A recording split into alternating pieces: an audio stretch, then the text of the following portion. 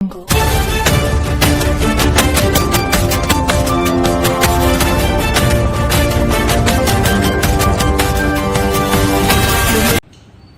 పక్క నుంచి కూటమి ప్రభుత్వం అభివృద్ధి వైపు ప్రయాణం చేస్తూ ఎలా అభివృద్ధి చేయాలి నియోజకవర్గాలను కానీ అక్కడ ఉన్న ప్రాంతాలని చైతన్యపరచాలని మేము చూస్తుంటే మాజీ ముఖ్యమంత్రి గారు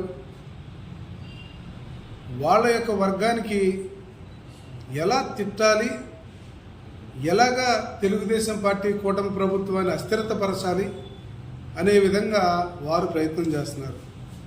ఈరోజు రోజా గారు మాట్లాడిన మాటలు చూస్తే అసలు సమాజంలో ఇలా కూడా మాట్లాడొచ్చా, ఇంత దరిద్రులు కూడా ఉంటారా అని చెప్పి ప్రజలందరూ కూడా ఆలోచించే పరిస్థితి. వాళ్ళకి సంస్కారం లేదు, వాళ్ళ నాయకుడికి లేదు.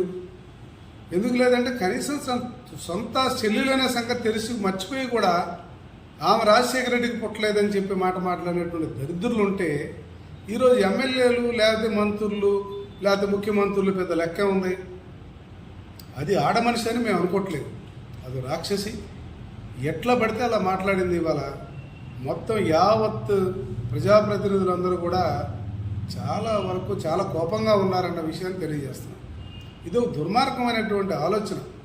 జగన్మోహన్ రెడ్డి మొట్టమొదటి నుంచి కూడా తన ప్రభుత్వం వచ్చిన దగ్గర నుంచి కూడా తన ప్రవర్తన, అతను ఏదైతే మద్యపాన విషయంలో కానీ లేకపోతే అనేకమైన విషయాల్లో మైండ్ గేమ్ ఆడుతూ కేవలం అతను ఆ యొక్క తాడేపల్లి కొంపకే పరిమితం అయ్యి కొంతమందిని బరితెగించిన వాళ్ళు రోడ్ల మీద పంపించి ఇష్టానుసారంగా మాట్లాడించాడు.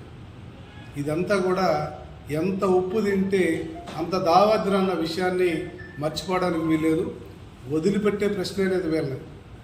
ఇప్పటికే కొంతమందిని లెక్కబెట్టి పంపించాం.